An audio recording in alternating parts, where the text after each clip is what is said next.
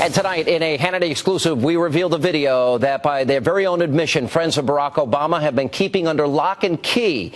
Now, the existence of this footage has been the subject of widespread speculation on the internet for many months, and the rumor mill kicked into high gear at CPAC in February when Andrew Breitbart said this. Well, I've got videos, by the way. This election, we're going to vet him. I've got videos. This election, we're going to vet him from his college days to show you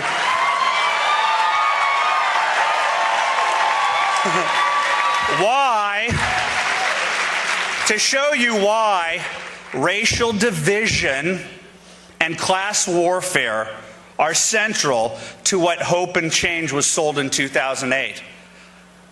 The videos are going to come out. The narrative is going to come out. Now, sadly, our friend and colleague Andrew Breitbart is not here tonight to help us unveil this video. But thanks to his hard work, we're able to show you the following. Let's go back to 1991 when Barack Obama was president of the Harvard Law Review. Now, during that same year, Obama spoke at a protest in support of a controversial professor named Derek Bell. Now, in a moment, we'll dig deeper into some of the late Professor Bell's controversial views. But first, let's take a look at a very rare piece of video. Now, this is an edited portion of the future president's introduction of Bell that was released by BuzzFeed.com earlier today. And I remember that the black law students had organized an orientation for the first-year students. And one of the persons who spoke at that orientation was Professor Bell. And I remember him sauntering up to the front and not giving us a lecture, but engaging us in a conversation and speaking the truth, and telling us that he has to learn at this place, that I've carried with me ever since. Now, how did this one man do all this? How's he accomplished all this? He hasn't done it simply by his good looks and easy charm, although he has both in ample measure. He hasn't done it simply because of the excellence of his scholarship, although his scholarship has opened up new vistas and new horizons and changed the standards of what legal writing is about.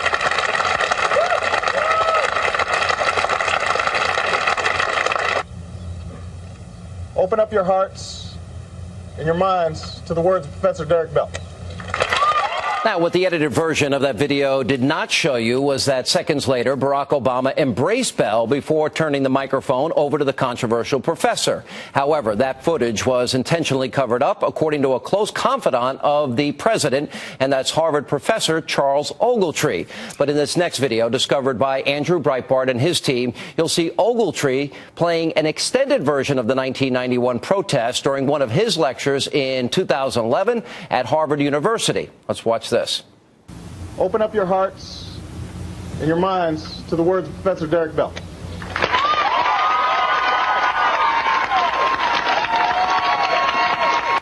Now, that hug and the president's association with a radical professor like Bell is no doubt going to become a hot topic in coming days. However, what is most disturbing about this footage from Ogletree's lecture is that he openly admits hiding this video during the 2008 election, apparently in order to protect his friend Barack Obama. Take a look at this.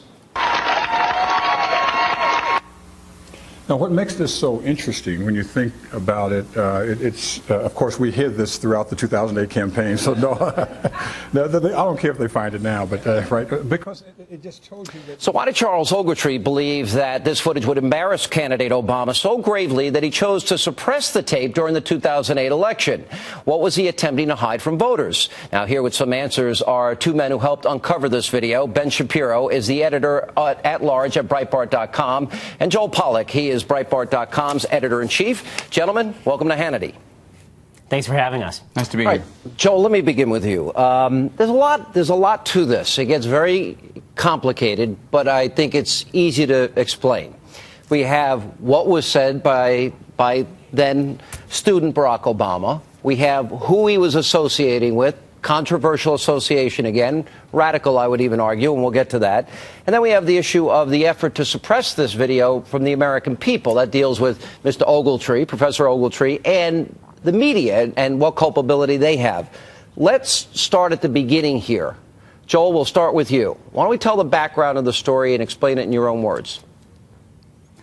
Well, the real background is that Barack Obama participated in this protest and in other events that there exists evidence of. And this was hidden for a long time, not just by Charles Ogletree, but within the archive of WGBH, which refused even to respond when we asked for access to it.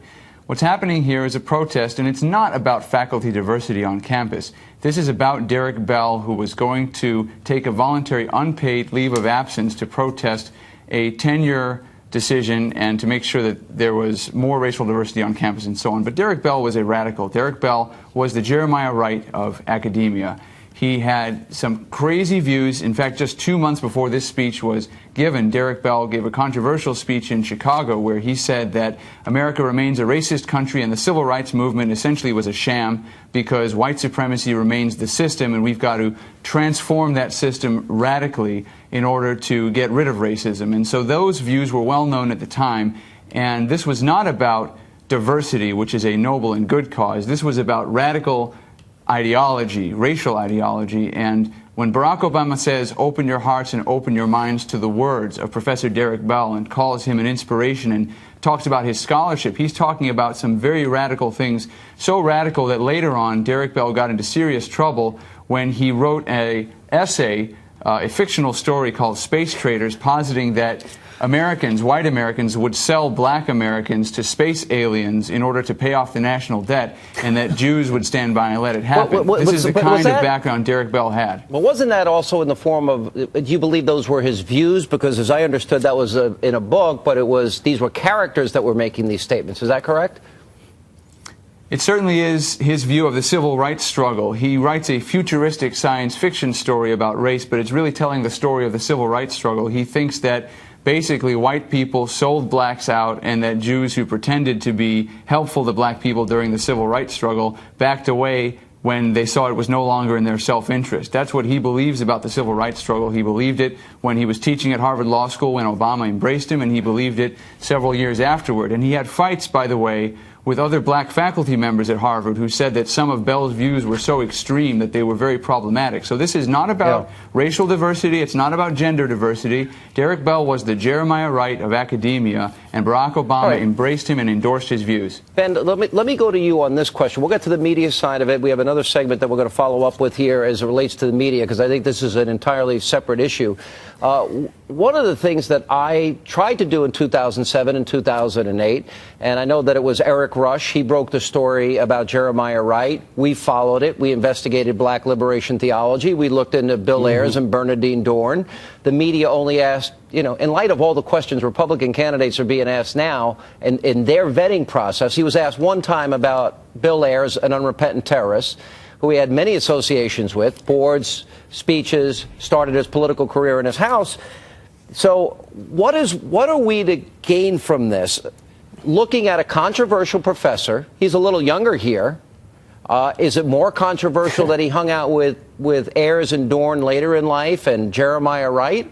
Or is this just a bigger picture, a broader pattern that... I think there's something different in kind here, right? I mean, if you look at Bernardine Dorn and Bill Ayers, they associated with one another, they talked with one another, but we don't really know what they said to one another. We don't really know how they felt about one another.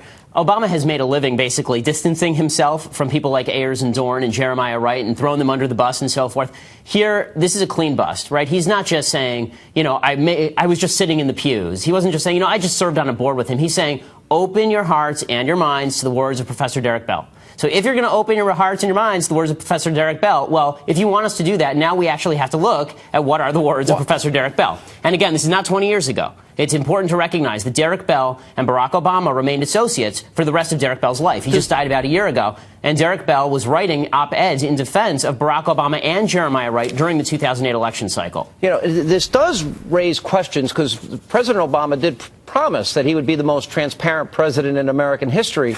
we had this issue, if we remember, back in the 2008 campaign with the Los Angeles Times, and they have this video in which Barack Obama lavished praise on Rashid Khalidi, who was a former mouthpiece of Yasser Arafat. That was never released by the LA Times. So as we look at these this tape and we look at this, yes, open your hearts and minds to Derek Bell in this particular case, and we'll go into more of his background here. What are people to grab from this more than anything else? Is it that Barack Obama seems to always gravitate towards the most radical people? There's no question about that. There's no question about that. And I think that the other thing that we're going to talk about, obviously, is the fact that the media cover-up here was very real. Ogletree's cover-up here was very real. And the fact is that, what Andrew Breitbart stood for in his life was turning people into citizen journalists. It was the idea that we weren't going to allow the elite media to decide what was a story and what was not a story. We weren't going to rely on them to vet the candidates. He said in that speech that you played earlier, Sean, that our job is to vet the presidents of the United States. That was Andrew's job. That's our job. That's everybody's job. Yeah. And I think what's so important, honestly, what's amazing about this video in particular is it was seriously open to anyone. This was not hidden. We were actually able to find, it was hidden by them, but it wasn't hidden from the media. If the media had really wanted to do the legwork, they could have found this stuff. They could have tracked down, just what was his association with Derek Bell. Right, meanwhile, they're checking, Sarah Palin's random emails. All right, I'll tell you what we'll do. When we get back, we'll talk about why